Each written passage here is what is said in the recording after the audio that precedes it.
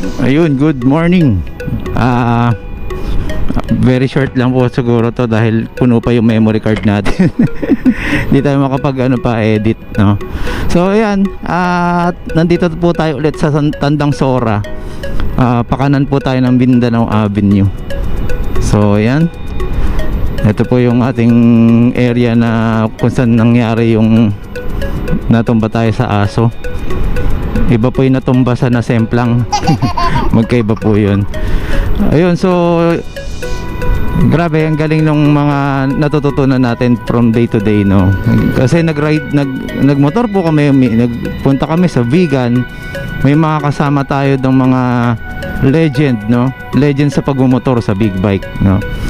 So may may apply ulit natin yon sa pagmamaneho natin or paggamit natin ng e-bike ng mga two wheels, 'di ba? So ang right pressure talaga pala sa gulong makakatulong pala talaga siya sa likuan. So mas makapit siya based sa recommended tire pressure. Ako kasi sabi ko nga 30-28, that's the normal, no?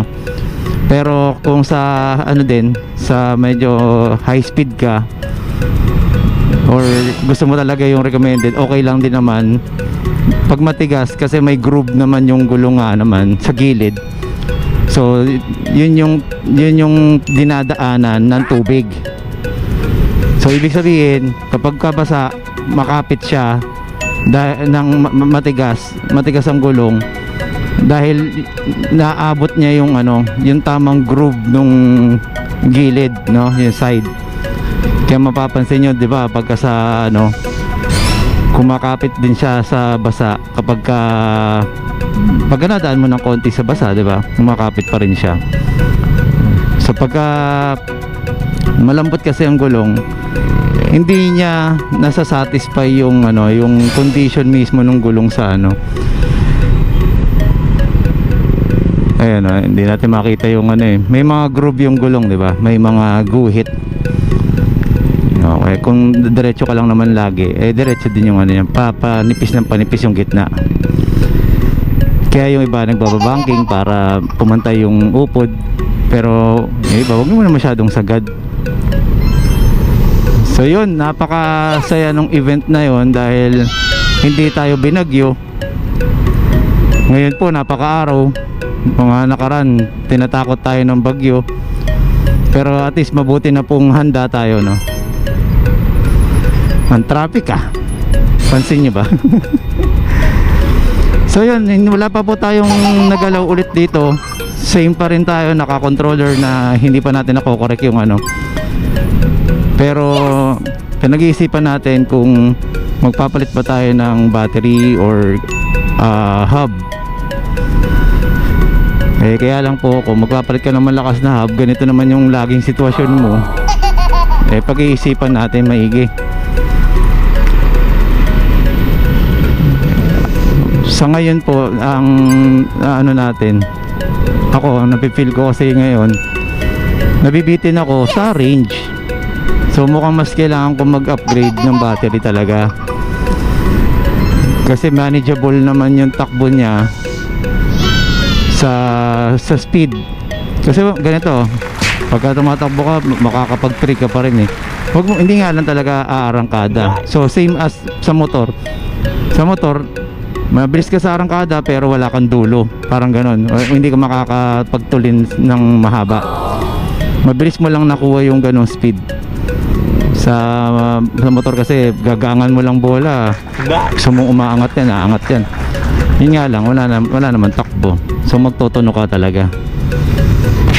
Okay, so the bigger valve, kasi the bigger valve mas matipid siya kung yung diretso ng biyahe. Kaya pag-isipan po natin maigi yan kung battery or hub, kasi medyo mas magaang naman ipalit yung hub compare sa battery. Sa mga nagtatanong po kung magkano yung battery, nasa range po niya sa 40,000 pataas yung lead acid lang po nasa 20,000 So isipin niyo po yun, di ba? So mas maganda ng kayo mag overprice sa iniisip ninyo. Maabot pa po ng 70,000 po yung ibang battery, no, kung gusto niyo talaga ng long range. Mahal, opo, pero tingin ko yung satisfaction ninyo ano naman, makukuha ninyo. Ayun, so hanggang dito na lang po muna. At kulang pa tayo sa ano, medyo nagmumuni-muni pa tayo eh. Alright, stay safe lang po muna. Pero papakita ko na lang din po muna sa inyo paano tayo rarat-rat dito sa sitwasyon na to. So mainit at gamit natin ang helmet na naka-visor tayo. Ayan, tignan niyo po yung takbo natin, 40. Hindi po 40 yan, mas mabilis po sa 40 yan. Delay lang po itong ano. Hindi ko lang alam kung pati ba ito sinasama sa pagpo-program. O yan, nakita niyo paliko na siya. Dito na tayo. Bigay na natin yung ano, giveaway na tayo. So yan, pwede tayo sa e-bike lane or sa bike lane. Motor nga na sa bike lane. O yun, merong ano, PWD. Okay. So eto na, kailangan makaliko na tayo sa kaliwa. Tingnan niyo yung jeep, sabayan na natin to. May katabi tayo. Okay. Signal pa rin pala tayo, sorry. Ayan. So yun, guys, magsiset ulit tayo ng road safety seminar.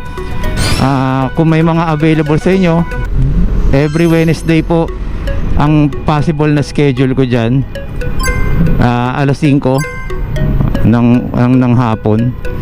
So yun, survey lang muna, check natin ilan yung mga pwedeng umattend, kasi late notice tayo na nakaraan.